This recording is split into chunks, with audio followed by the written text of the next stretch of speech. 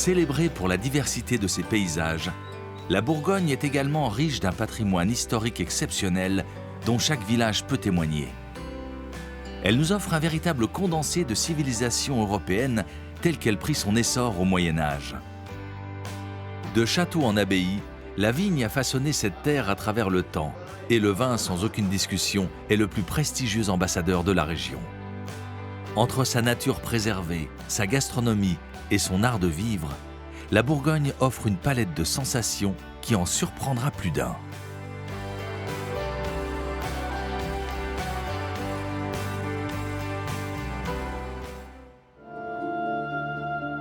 Trait d'union entre le nord et le sud, cette grande région centrale de la France fut longtemps puissante et indépendante, avec le riche duché de Bourgogne, qui à son apogée au XVe siècle régnait sur plusieurs régions européennes.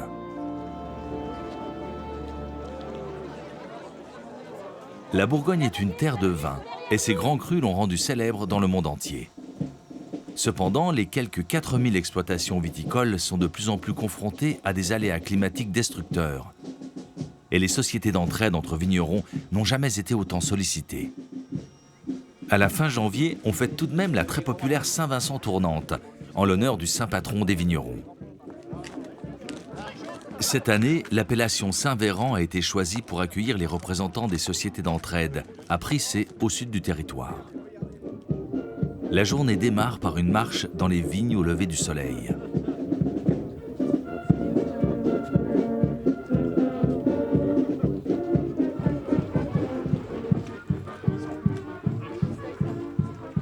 Dans le cortège, les bonnes bouteilles circulent dans la bonne humeur. Vous arrivez à boire et à marcher en même temps? Pas tout à fait, mais on y arrive. Quand ça ralentit, on en profite. C'est un vrai métier.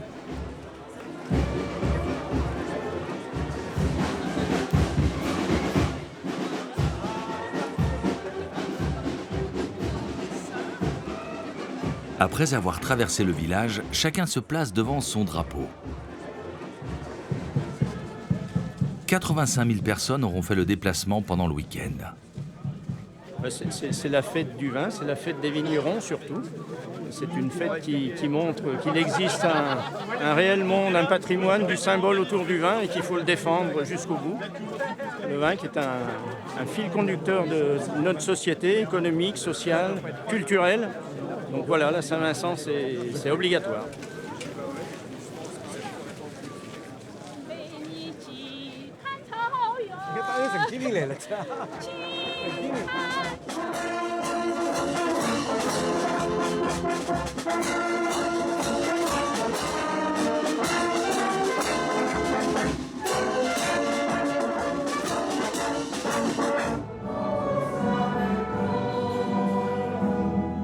Dans l'église trop exiguë pour l'assistance, on joue des coudes pour assister à la messe de la Saint-Vincent.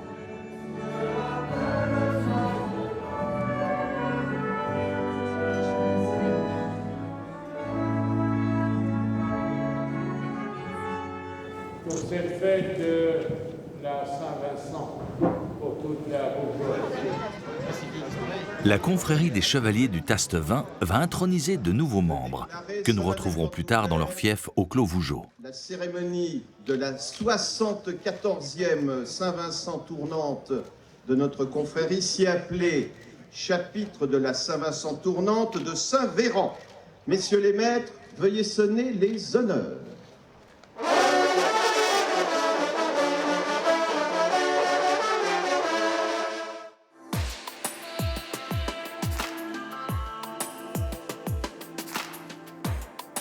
À quelques kilomètres de Saint-Véran, la roche de Solutré est une curiosité géologique qui domine du haut de ses 493 mètres le village de Solutré-Pouilly. Il y a 160 millions d'années, une mer chaude recouvrait ce territoire. Au fil du temps, des couches calcaires se sont formées, avant que la pression alpine ne provoque l'émergence des hauteurs du Mâconnais.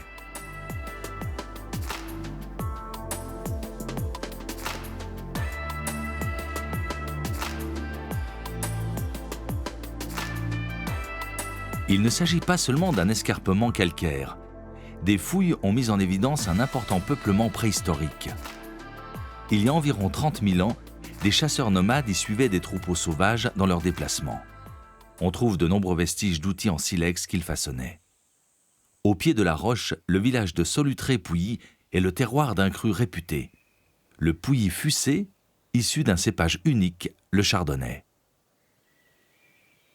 Sur les coteaux, la vigne est soutenue par des murs en pierre sèche.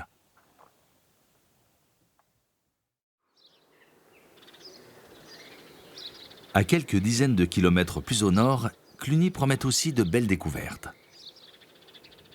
Son abbaye a marqué une étape importante dans l'histoire de la Bourgogne et du christianisme. Fondée en 910, elle s'affranchit durant tout le Moyen-Âge du pouvoir seigneurial et du contrôle des évêques, pour ne dépendre que de l'autorité directe du pape. Son influence culturelle rayonne à l'échelle de l'Europe, où elle compte près de 1400 dépendances. Sa splendeur fut matérialisée par le plus roman de ses édifices, hélas détruit durant la Révolution française. Le monastère du XVIIIe siècle a toutefois été restauré, plusieurs de ses bâtiments ayant été entièrement reconstruits. Heureusement, on peut encore contempler les plus hautes voûtes du monde roman, vestiges préservés de ce qui fut la plus grande église au monde avant la construction de la basilique Saint-Pierre de Rome 5 siècles plus tard. L'église était alors composée d'une grande nef de 11 travées à double bas-côté, 2 transepts couronnés par 4 clochers et un chœur à déambulatoire et aux chapelles rayonnantes. Un peu à l'écart dans le jardin, le farinier suscite l'admiration. Son rez-de-chaussée servait à entreposer les céréales, mais sa pièce la plus remarquable se situe à l'étage. La charpente en berceau qui date du XIIIe siècle abrite les chapiteaux du chœur de l'abbatiale, chef-d'œuvre de l'art roman bourguignon.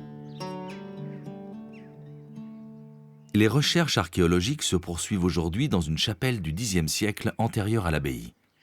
Elles permirent la découverte d'un extraordinaire trésor monétaire. La rue qui part de l'abbaye est un livre d'histoire à elle seule. Plusieurs maisons datant du Moyen-Âge y sont encore debout. Des passionnés en ont même fait leur demeure. La maison des Dragons date du XIIe siècle. Jean-Luc Maréchal fait partie des volontaires enthousiastes qui la préservent avec ferveur. Au rez-de-chaussée, l'étude des différentes strates du sol permet de faire remonter les fondations de la maison au XIe siècle. Lorsque l'abbaye se crée, elle a besoin dès le départ de maisons qui abritent des métiers pour fournir tout ce dont l'abbaye a besoin. Ici, plusieurs cheminées ont été superposées. Les objets découverts pendant les fouilles remontent pour la plupart au XIIIe siècle. Après la Révolution française, la maison a été occupée par des fermiers qui avaient besoin d'une grande hauteur sous les toits pour entreposer le fourrage. On est devant 2 placards, dont un est un coffre à secret, dans le sens où l'entrée du coffre est cachée. Elle est cachée par une planche qu'on doit pouvoir faire glisser, donc il faut déjà vider le placard. Et ensuite, on a un bouchon qui n'a pas de poignée, un bouchon en pierre, donc il faut avoir 2 petites languettes de métal pour le soulever. Et une fois qu'on l'a enlevé, on peut glisser son bras dans un trou. Alors là, il est non pas sans fond, mais je ne touche pas le fond. Alors des coffres à secret, on n'en connaît pas 10 en France, c'est-à-dire qu'en fait, on en connaît 5. Un peu plus haut dans la rue, Jean-Luc Maréchal est fier de nous présenter son domicile. Une demeure de la même époque qu'il a restaurée au fil du temps jusqu'à la rendre enfin habitable. Toutefois, le rez-de-chaussée est toujours en chantier. Quand j'ai acheté la maison, elle était classée romane. Maintenant, on sait qu'elle est gothique avec des réemplois romans, et on dit milieu du XIIIe siècle. J'ai dit en plaisantant au Gaz de France, c'était 1248. Il est possible qu'un jour, j'ai la preuve qu'elle soit romane, agrandie à l'époque gothique, donc elle rechangera. C'est jamais définitif. Quand on est propriétaire de maisons comme ça, on se sent complètement responsable de cette histoire, parce qu'on sait que l'histoire de l'abbaye s'est aussi déroulée chez nous. On sait aussi, parce que là j'ai gardé des traces, que les murs étaient peints. Dévoilées il y a peu de temps, ces peintures seraient l'œuvre d'un moine qui aurait trouvé refuge ici au moment de la Révolution.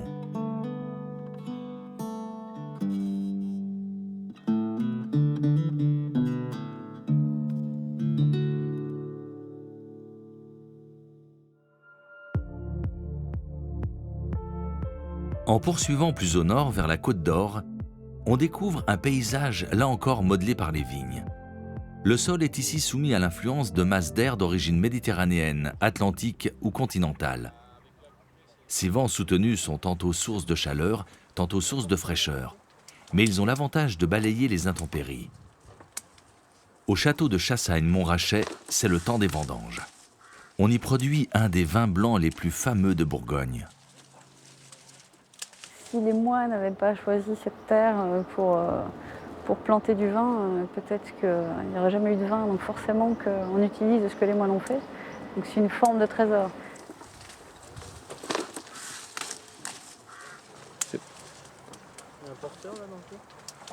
Non, merci, merci, merci chef, merci.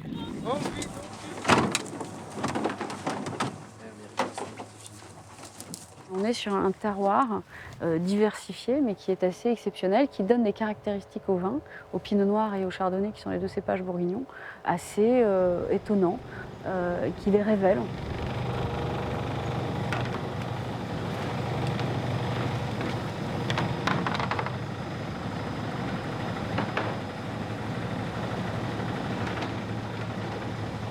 La cuverie et les bâtiments du château sont situés dans l'enceinte de la propriété, ce qui facilite le contrôle quotidien des vignes et leur exploitation.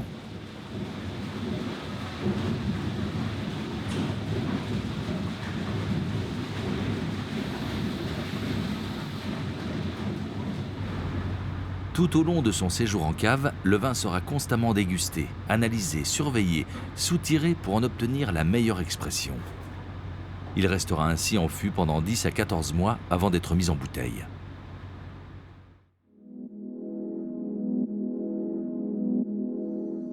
À quelques kilomètres, le village de Meursault fait lui aussi partie des grands noms de Bourgogne. Entouré de coteaux réputés, ces demeures sont quasiment toutes dédiées à l'art du vin.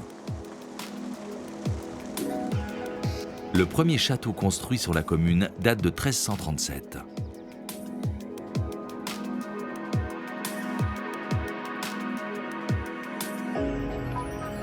Les grands noms de l'appellation se retrouvent sur les tables les plus prestigieuses. Le domaine du château de Meursault remonte au XIe siècle. En 1666, une maison seigneuriale y fut bâtie dans un enclos avec un corps de logis, 2 écuries, un pressoir, un cellier, un colombier, un four et un jardin traversé par un ruisseau. Qui mieux que les moines savait ce que c'était que le temps. Et aujourd'hui, en fait, on s'occupe de vignes qui ont été plantées par nos grands-parents et on plante des vignes dont s'occuperont nos petits-enfants. Et vraiment, quand on n'a pas compris ça, on n'a pas compris ce que c'est que la Bourgogne. C'est-à-dire que tout s'articule autour de la vigne et du métier de vigneron et de faire en sorte que chaque année, on obtienne les plus beaux raisins possibles pour faire les meilleurs vins possibles. Le château est propriétaire d'une dizaine de climats ou terroirs viticoles, dont les prestigieux premiers crus que sont les Charmes Dessus, Charmes et Perrières. Le domaine possède même un monopole, le Clos des Grands Charrons. Il faut aujourd'hui composer avec les changements climatiques, ce qui n'est pas toujours simple. L'impact climatique, il est réel. Il nous oblige surtout à être beaucoup plus pointus, à surveiller de beaucoup plus près ce qui se passe, parce qu'on est dans des phénomènes un peu extrêmes. Il va faire très chaud aujourd'hui, il va pleuvoir demain, et froid. La période des vendanges est toujours le moment crucial, durant lequel il faut laisser le raisin arriver à maturité tout en restant attentif à la météo. Toute cette phase s'effectue au château. La réactivité des viticulteurs est donc immédiate. Les raisins sont soigneusement triés avant d'être pressés.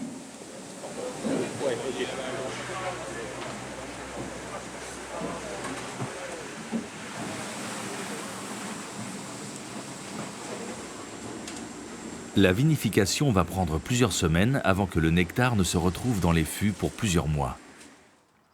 Il sera ensuite embouteillé 1 an après la vendange. Ce sont des vins qui en fait sont à la fois riches, opulents à Meursault, mais avec de la fraîcheur.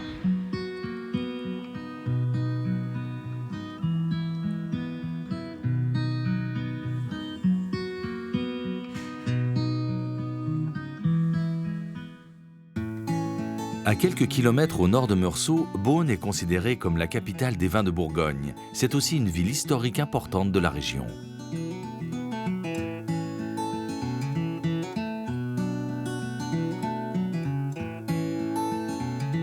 Les Hospices de Beaune sont l'un des plus célèbres monuments historiques. Son architecture gothique flamboyante, ses toits polychromes et bien sûr son vignoble de renom font de ce musée un lieu de visite incontournable.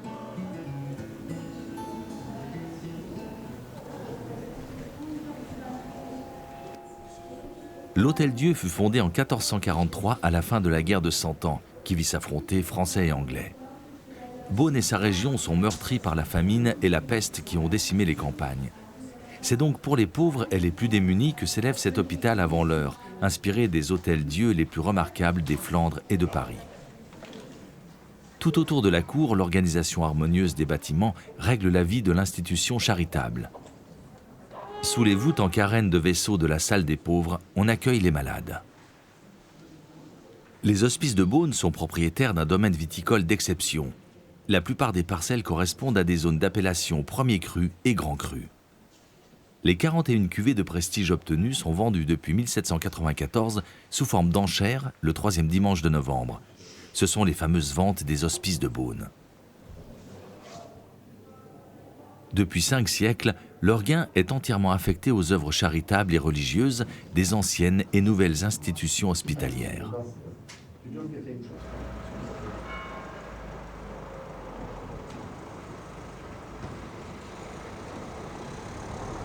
Au centre-ville, la basilique collégiale Notre-Dame de Beaune fait partie des dernières grandes églises romanes de Bourgogne.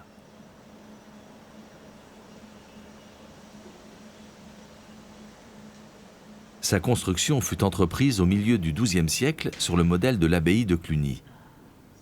Elle fut achevée un demi-siècle plus tard avec une remarquable unité stylistique.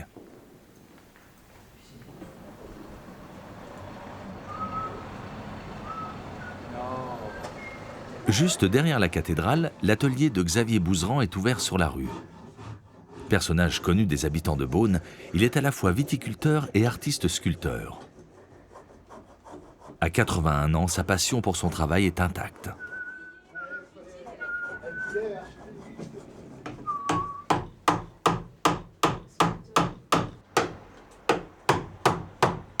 D'ailleurs, un vigneron qui quitte sa vigne et ses pressoirs et tout pendant une demi-journée, ça ne se voit pas. Non, c'était passionnel.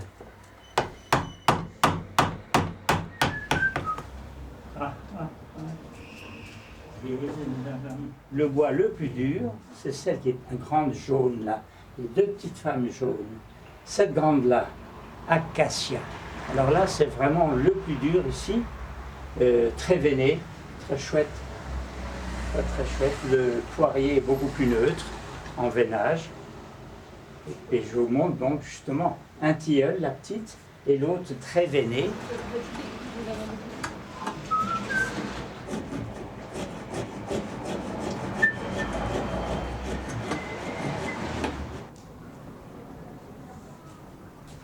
Beaune est aussi une ville de négociants.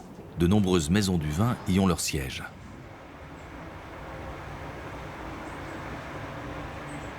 Bouchard père et fils est l'une des plus connues. Elle occupe le domaine de l'ancien château de Beaune, une forteresse royale construite au XVe siècle par le roi Louis XI. 4 des 5 tours d'origine ont survécu au temps, ainsi qu'une partie du rempart. Le pavillon est entouré de très beaux jardins. Enfouis profondément, des caves traversent de part et d'autre l'ensemble de la propriété. C'est un environnement parfait pour les vins qui s'épanouissent sereinement. Situé à 3 km au sud de Beaune, le château de Pommard est encore un bel exemple des grandes maisons de Bourgogne. À travers les visites de ces élégants jardins et les dégustations sur mesure, le domaine s'est développé en accueillant les nouveaux amateurs de vin. Le prestige du château de Pommard remonte au haut Moyen-Âge. Vers 1098, Eudes Ier, duc de Bourgogne, construit une forteresse non loin du château et établit sa souveraineté dans le village. Aujourd'hui, des visiteurs venus de Chine découvrent l'exercice parfois déroutant de la dégustation. Dans la côte de nuit, vous avez du vin rouge. Sur la côte de Beaune, vous avez du blanc et du rouge. Et là, nous sommes à Pommard, en côte de nuit. Ça, c'est un Nuits Saint-Georges. Parfois c'est un peu compliqué, mais justement c'est ça la richesse, c'est de s'adapter aux différentes cultures. On a tous un palais qui est complètement différent et une manière de réagir différente. Donc c'est bien de pouvoir s'adapter et c'est aussi enrichissant pour eux que pour nous. C'est très léger, très doux. C'est un vin simple mais bien fait.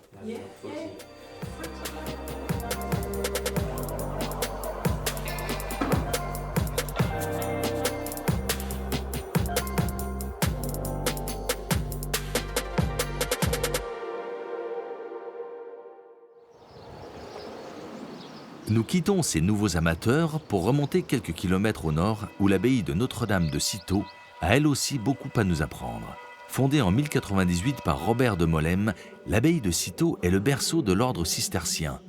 Née dans le plus grand dénuement, la communauté prend son essor à l'arrivée de Saint Bernard en 1113 et en 30 ans comptera près de 500 frères en plus. Grâce à la diffusion de ses écrits, Saint Bernard sera à l'origine d'une véritable école de spiritualité. À la fin du XIIe siècle, l'ordre compte plus de 500 monastères. Aujourd'hui, seuls 2 bâtiments peuvent encore témoigner de la grandeur de Cîteaux.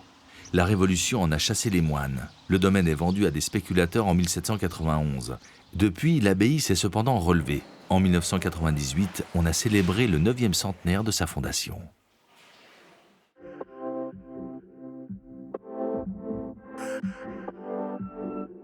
Outre son importance spirituelle, Cîteaux a eu un apport qui a changé le sort de la région. Ce sont en effet ces moines qui ont les premiers cartographié les climats de Bourgogne. Ces parcelles de vignes délimitées par les mouvements géologiques et aujourd'hui reconnues au patrimoine mondial de l'UNESCO. Ce premier contrefort de la Saône, c'est une succession de marches géologiques. C'est un effondrement géologique qui a à peu près 120 millions d'années. Donc l'effondrement du plateau bresson qui s'effondre sur plus de 100 mètres de profondeur, voire 1000 mètres à certains endroits. Et puis, de part et d'autre de cet effondrement, on a une succession de petites marches géologiques. Vous arrivez en Bourgogne, vous regardez le coteau et vous regardez là où il y a des murs. Là où il y a un mur, c'est parce qu'il y a un changement géologique. Le comte Louis-Michel Liger-Belair est le propriétaire du château de Vosne-Romanée dans sa famille depuis 200 ans et situé dans le village homonyme au cœur de ce que l'on pourrait appeler le carré d'or des vins de Bourgogne. Les caves du château abondent de bouteilles d'exception. Des crus parmi les plus prestigieux entourent les parcelles de Vosne-Romanée, tels que l'Échezeaux Grand Cru, pour n'en citer qu'un.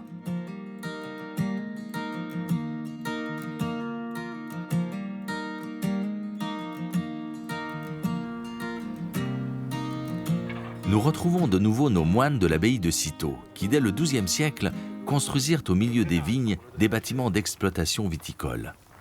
Ils furent enrichis au XVIe siècle d'un corps de logis conçu dans le plus pur style Renaissance. C'est le mythique château du Clos de Vougeot. L'édifice est restauré après la Seconde Guerre mondiale, au moment de son acquisition par la confrérie des Chevaliers du Tastevin, ces véritables ambassadeurs du vin et de l'art de vivre bourguignon. Aujourd'hui, une partie des bâtiments abrite les pressoirs de l'époque médiévale. Des parcelles entourent le château, dont 84 propriétaires se partagent l'appellation. Le château du Clos de Vougeot a été créé par les moines de Cîteaux à partir du XIIe siècle. Et donc, dans le cellier qu'il y a derrière moi, il y a plus de 700 millésimes de Clos de Vougeot qui ont été élevés. Et aujourd'hui, dans ce cellier, c'est le siège de la confrérie des Chevaliers du Tastevin et aussi des climats de Bourgogne récemment classés au patrimoine mondial de l'humanité.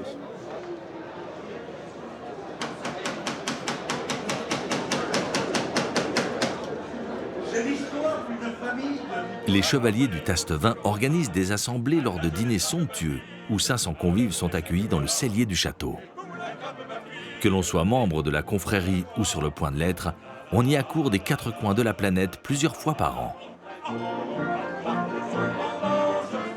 La confrérie des Chevaliers du Tastevin organise des chapitres depuis plus de 80 ans. On en est à notre 1169e cet après-midi. Et l'esprit de la confrérie, c'est d'abord réunir des amis autour d'une idée simple, partager le vin entre vignerons et avec les amis des vignerons. Et c'est sur cette idée-là qu'est partie la confrérie des Chevaliers du Tastevin en novembre 1934. Depuis, elle a essaimé à travers le monde. Nous avons 75 antennes dans le monde et plus de 12 000 membres, dont la moitié à l'étranger.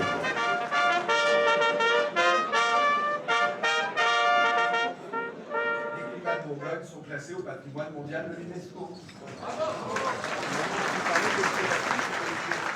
Ces chapitres très privés sont un formidable outil de promotion des grands vins de Bourgogne. Aujourd'hui, un groupe venu spécialement de Floride va voir son responsable fait chevalier du Tastevin. Un honneur inestimable pour un grand amateur de vin.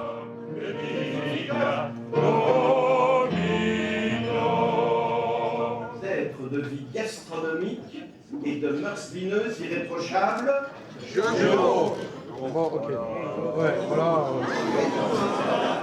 Par Bacchus, dieu du vin, et par Ceres, patron des vins. C'est donc la prophétie commandeur du théâtre.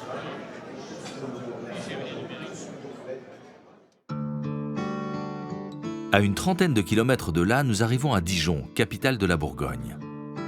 L'influence de cette cité remonte à l'époque romaine, où elle s'est imposée en carrefour commercial majeur, à la croisée de l'Europe du Nord et des régions méditerranéennes. Au XIVe siècle, les ducs valois de Bourgogne règnent sur l'une des plus brillantes cours d'Europe. Dijon devient alors le siège de l'ordre de la Toison d'Or. À partir de la Renaissance, les hôtels particuliers de la noblesse de robe redessinent le paysage de la ville aux 100 clochers.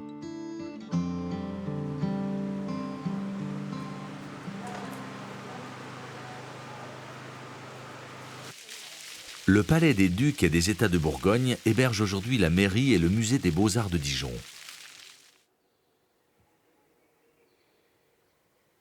L'escalier Gabriel, qui mène à la salle des États, est un témoignage du faste et du prestige de ce duché, alors l'égal des grands royaumes européens. Autour du palais, des maisons de l'époque médiévale illustrent l'histoire de la ville avant l'arrivée des ducs. Dijon a toujours su briller. Métropole des Lingons à l'époque celtique, elle est devenue cité gallo-romaine. Même après la Révolution française, la cité a su se réinventer en profitant de l'industrialisation de la région. « Ah, la belle ville aux 100 clochers », aurait dit Henri IV, s'émerveillant des nombreuses cathédrales et églises qui ont été heureusement épargnées par les destructions des dernières guerres. Le pain d'épices est une spécialité ancestrale de la ville. Fondée en 1796, la maison Mulot et Petit-Jean occupe toujours son illustre boutique du centre-ville. La fabrique, située un peu plus loin sur les boulevards, a conservé elle aussi son cachet. On y produit le pain d'épices en suivant à la lettre la recette d'origine. Mulot et Petit-Jean est une entreprise qui date de 1796. Je suis la 9e génération à la tête de cette maison.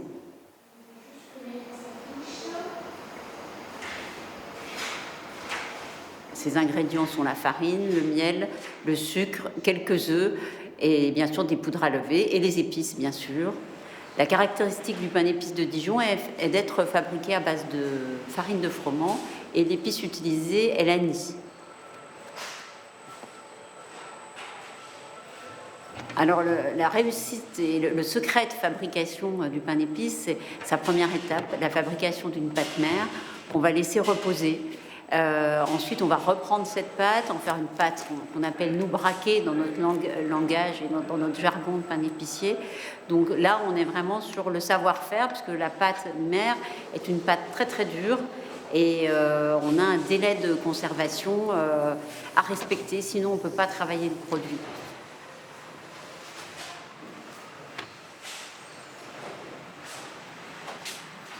À la sortie du four, les arômes envahissent la pièce. Nonnettes, pain miniature ou traditionnel, les effluves sucrés se mélangent. Les gourmands font toujours honneur au pain d'épices qui est de toute évidence loin d'être passé de mode.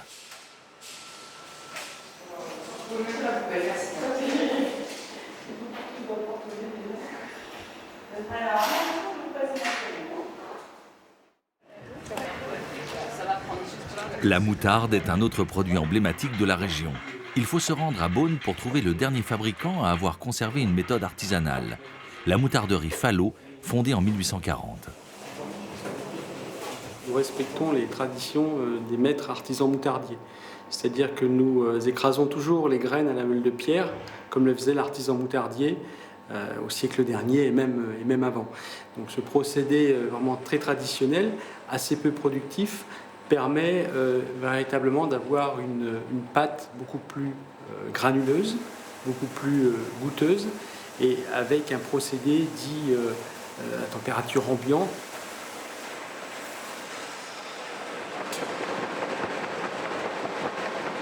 Nous privilégions vraiment la matière première régionale, la graine qui vient de Bourgogne. C'est ce que nous voulons mettre en avant effectivement dans nos productions. Nous sommes aujourd'hui à 100% d'ingrédients et de graines venant de la région. L'année prochaine, en 2019, nous serons à 100%.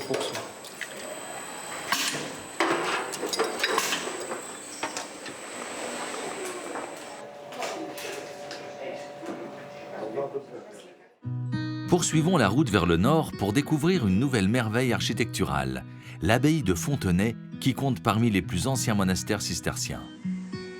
Les cisterciens cherchaient effectivement des endroits reculés, des endroits difficiles d'accès, qui demandaient du travail, beaucoup de travail, pour pouvoir dompter un petit peu cette nature tout en la respectant. Donc les cisterciens vont arriver sur des zones marécageuses, ils cherchent l'eau pour l'hydraulique, pour pouvoir se servir de l'hydraulique. Et puis donc ils vont petit à petit aplanir ces terrains et puis construire les différents bâtiments d'une abbaye en respectant le plan cistercien. Fondée en 1118, c'est une des rares abbayes au style roman encore intacte. Aujourd'hui propriété privée, elle est classée au patrimoine mondial de l'UNESCO.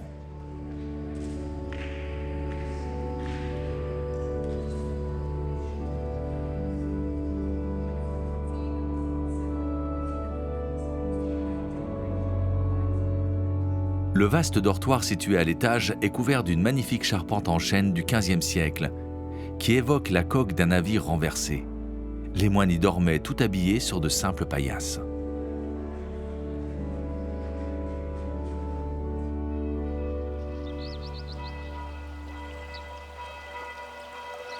Fontenay renferme un bâtiment inhabituel dans une abbaye.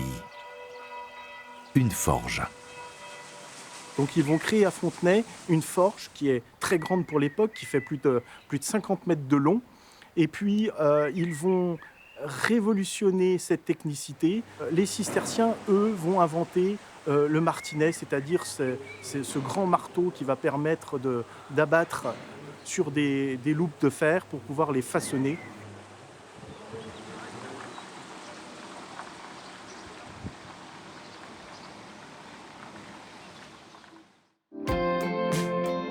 Nous remontons maintenant le canal de Bourgogne dans l'Yonne vers Tonnerre et Chablis.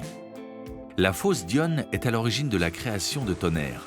Il s'agit d'une source exurgente alimentée par les infiltrations des précipitations dans le plateau calcaire avoisinant, mais aussi par une rivière. Cette source se démarque par son débit d'environ 300 litres par seconde et par la taille de son réseau qui s'étend sur plus de 40 km. Le canal de Bourgogne est une voie d'eau à petit gabarit longue de 242 km.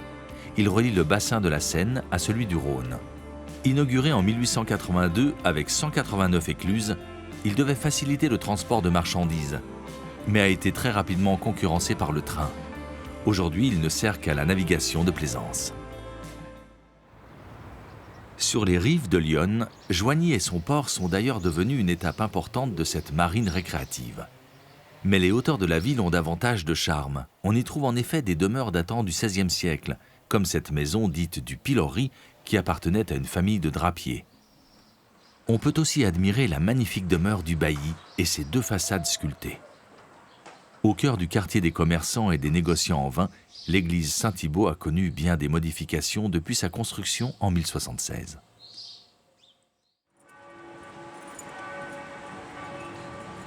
Grande voisine de Joigny, Auxerre est elle aussi riche en édifices religieux. L'histoire de la ville remonte aux racines les plus profondes de la Bourgogne, puisqu'elle s'est développée à l'époque gallo-romaine. Au 1er siècle de notre ère, elle formait déjà une bourgade. Cependant, les vestiges de ce passé lointain sont rares.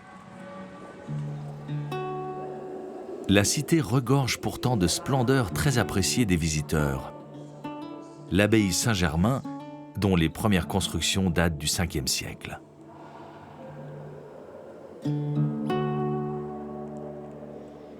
Sa crypte est un exemple particulièrement bien conservé de l'architecture carolingienne.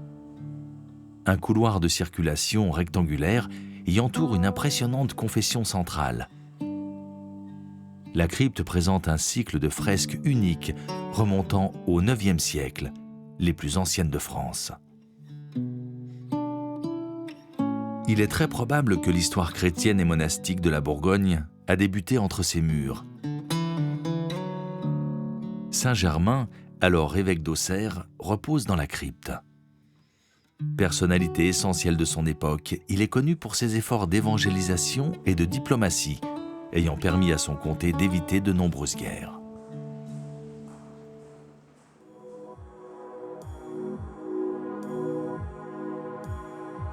À l'est d'Auxerre, les coteaux de Chablis sont les joyaux du Morvan au nord de la Bourgogne. Un vin sec s'épanouit dans ces vignobles au sol calcaire.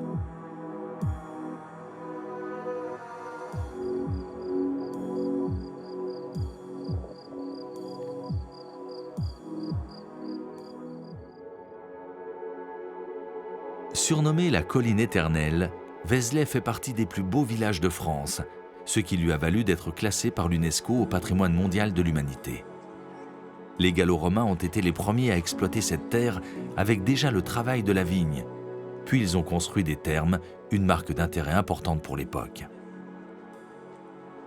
Au lieu de la chrétienté au Moyen-Âge, Vézelay est une étape importante sur le chemin du pèlerinage de Saint-Jacques-de-Compostelle. Construite entre 1120 et 1150, la basilique est riche d'un double tympan. À l'intérieur, le Christ en gloire est considéré comme un chef-d'œuvre de la sculpture romane. Le chœur a été reconstruit à la fin du XIIe siècle dans un style gothique, dont les vitraux contribuent à renforcer la symbolique de la lumière divine.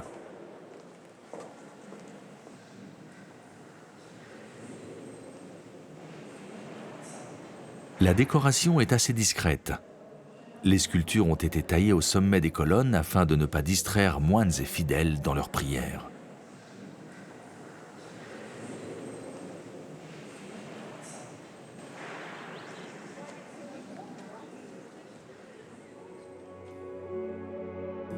La basilique fait en ce moment l'objet d'une restauration minutieuse et délicate qui va s'étendre sur plusieurs années.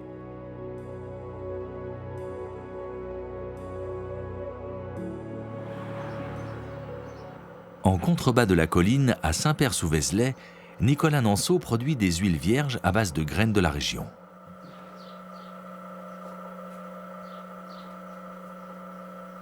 Une grande partie de ma production vient de graines de producteurs directement, donc autour de l'huilerie. Le tournesol vient d'Aquin, donc il fait 5 km pour venir ici. Et voilà, j'ai plus 70% on va dire, de ma production qui vient de producteurs en direct, en Bourgogne, voilà, le tout en bio. Cette méthode de pression à froid permet de préserver les saveurs uniques de chaque graine.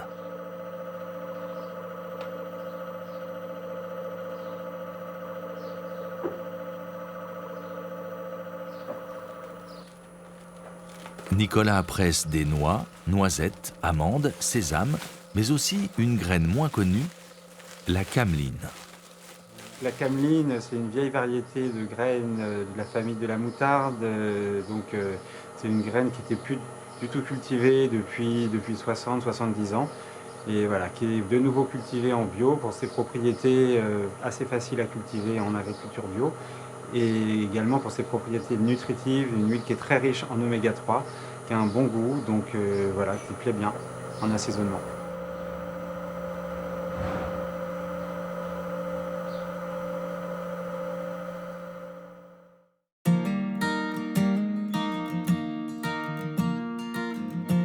Nous restons dans le Morvan pour découvrir le château féodal de Bazoches, construit au XIIe siècle.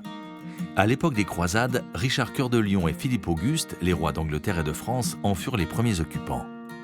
En 1675, le château est acheté par le maréchal de Vauban. Le génial architecte militaire et urbaniste de Louis XIV y séjourne lorsqu'il travaille à ses plus fameuses réalisations. Tous deux descendants de Charlotte de Mégrini-Daunet, la fille aînée de Vauban, les propriétaires actuels ont reconstitué leur arbre généalogique respectif sur les murs du château. Le riche mobilier de leur illustre ancêtre est conservé avec soin. L'époque classique est parfaitement reconstituée. Vauban profite du calme de Bazoches pour concevoir les plans de plus de 300 places fortes à travers toute la France. Maître incontesté de stratégie militaire, il y élabore d'ingénieuses méthodes d'attaque et de siège. Quittons les plaines pour plonger dans le parc naturel du Morvan, un paysage plus en relief, peuplé de forêts et couvert de lacs.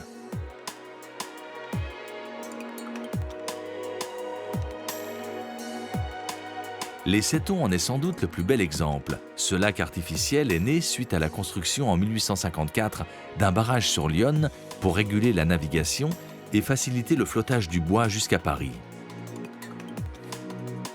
Les scieries et les plantations de sapins destinés à devenir des arbres de Noël foisonnent dans cette partie de la région.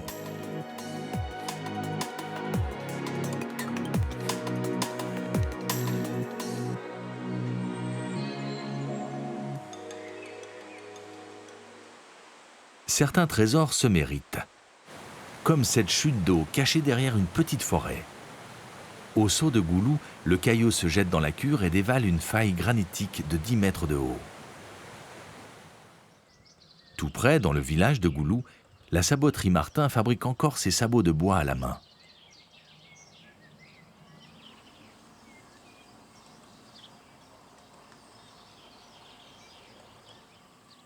Le plastique ne gagnera pas le cœur de certains inconditionnels qui lui préféreront toujours ses souliers traditionnels pour le travail des jardins ou des champs. Les machines sont les mêmes depuis la création de l'atelier en 1947.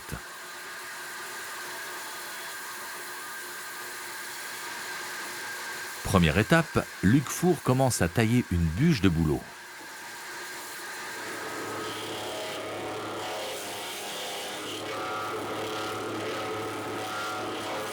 Un astucieux système permet ensuite d'en modeler plusieurs en même temps.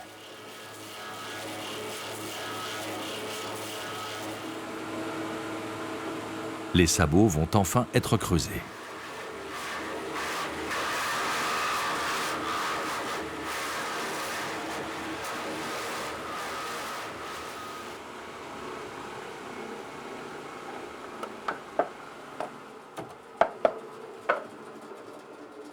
Maintenant, je vais parer le sabot. Ça veut dire quoi, parer?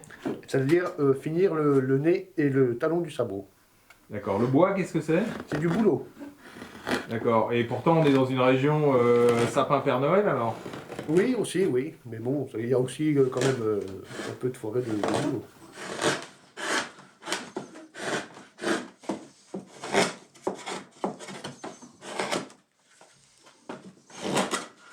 Si l'atelier ne produit pas tous les jours, les commandes de sabots couverts ou demi-couverts à brides en cuir matelassé ne tarissent pas.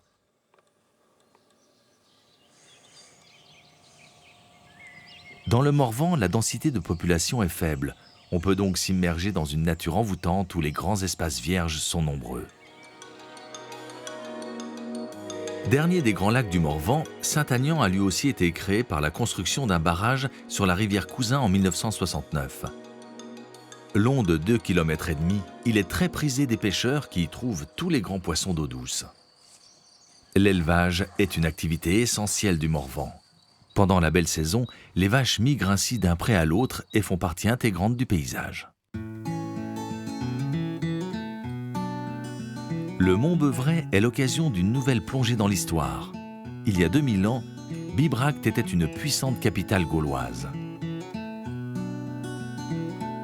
Maud et Julien sont fauconniers. Ils organisent des promenades avec des rapaces.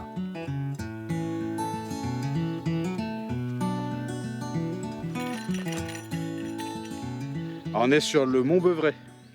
Donc c'est le deuxième point culminant de toute la Bourgogne. C'est le deuxième point le plus haut. Le Morvan des Sommets. Le Morvan des Sommets. Alors donc on va faire une petite balade avec les oiseaux en totale liberté. Donc c'est encore quelque chose d'unique. Et si on peut le faire, c'est parce que c'est une espèce qui est très particulière. Donc Kate et Max sont des buses de Harris, des buses américaines, qui sont grégaires. C'est les seuls rapaces chasseurs à être grégaires, à vivre en groupe, à chasser en groupe, exactement comme des loups, sauf que tout va se passer dans les airs.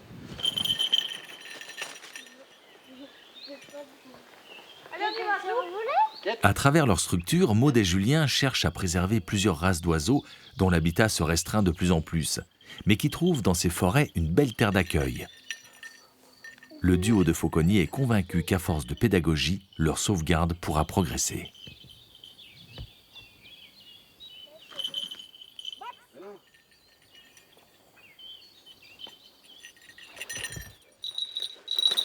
Attends, tu vas y aller, mais 2 minutes. Alors, je vous présente donc Jupiter.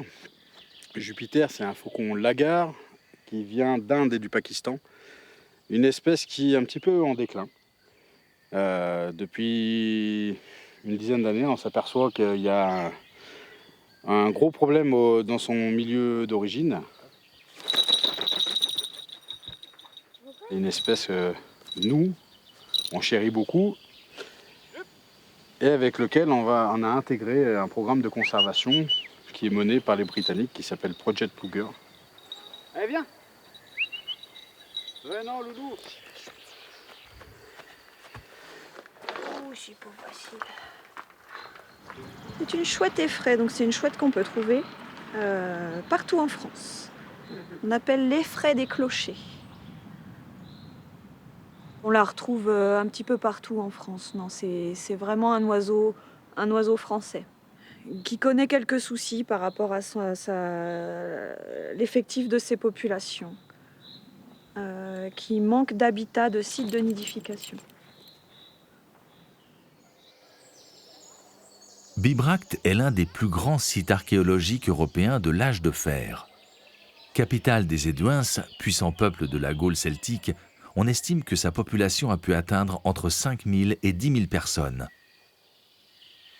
Les fouilles ont mis en évidence les vestiges de solides remparts, de lieux de culte, une nécropole et même une basilique.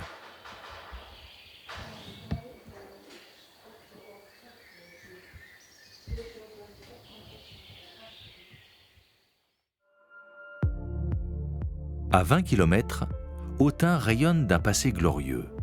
Au 1er siècle avant Jésus-Christ, l'empereur Auguste crée Augustodonum, sœur et émule de Rome. Aujourd'hui, on s'y rend aussi pour visiter la cathédrale Saint-Lazare, reliquat du passé médiéval de la ville, entourée de ses maisons à colombages. C'est pourtant à l'époque romaine que la cité a connu son plus bel essor. La ville était alors entourée de murailles percées de 4 portes et protégée de nombreuses tours. Le théâtre, qui pouvait sans doute accueillir 20 000 personnes, était l'un des plus grands du monde romain. Les portes constituaient les principales entrées de la ville. Un peu plus au sud, nous arrivons à Antully, l'occasion de rétablir la vérité sur les escargots de Bourgogne. Guylaine Bascope nous accueille dans la ferme de la Noue, où elle élève des escargots dits gros gris.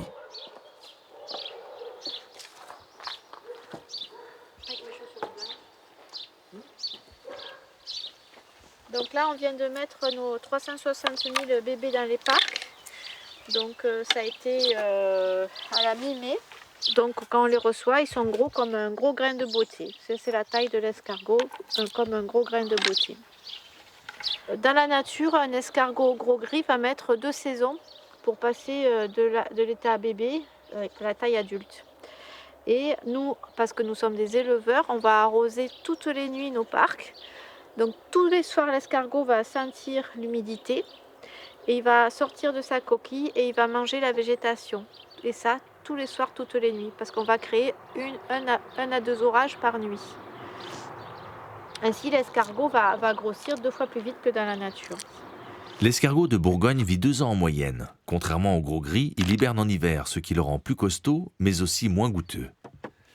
Et quand on parle d'un escargot de Bourgogne, souvent on fait appel, sans le savoir, à une recette, une tradition culinaire qui remonte à l'époque des rois de France, où on a appelé ça l'escargot à la bourguignonne, parce que la recette est née en Bourgogne, à savoir du beurre, du persil, de l'ail et de l'échalote.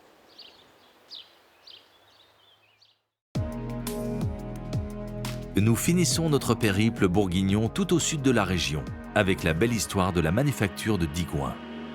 Cette fabrique de grès et de poterie fondée en 1875 a failli plusieurs fois disparaître avant d'être réanimée par Corinne Jourdain-Gros.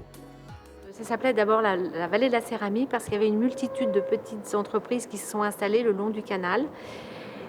Pour la proximité du canal pour acheminer à la fois les matières sèches, les matières premières et le bois pour alimenter les fours, mais surtout parce qu'il y avait une proximité de carrières d'argile. Donc nous aujourd'hui on continue à utiliser 2 argiles qui viennent de la région, de Bourgogne, d'Allier et de Saône-et-Loire. Donc ici on est dans la salle où on sèche les pièces d'horticole en fait, les gros pots de jardin qui sont calibrés à la main et là dans cette salle en fait elles sont en train de sécher. Le grès de Bourgogne demeure aujourd'hui un atout qui a toutefois demandé des efforts d'adaptation des produits au goût du jour. Transmettre un savoir-faire en train de disparaître n'a pas été chose aisée, mais le résultat est bien là. Non seulement la manufacture revit, mais elle obtient une franche réussite commerciale. Donc l'entreprise a été fondée en 1875. Au départ, c'était une entreprise familiale jusqu'en 2002 en fait. Donc il y a eu jusqu'à 600 personnes sur le site. Là, on est sur le site d'origine, donc on est sur 2 hectares, 18 000 m² de bâtiments. Mon souhait le plus profond, c'est vraiment pour montrer ce beau savoir-faire et montrer cette belle matière qu'est le grès. Et en fait, je me suis dit, on a des produits juste fabuleux. Le grès, c'est un matériau juste exceptionnel pour la conservation et la préservation des aliments. On veut cuisiner dans cette belle matière et puis on a envie aussi de revenir aux racines de nos grands-parents. C'est sur cette note artisanale que nous quittons la Bourgogne, qui exige sans aucun doute une nouvelle visite, tant il reste de lieux à explorer et de trésors à découvrir.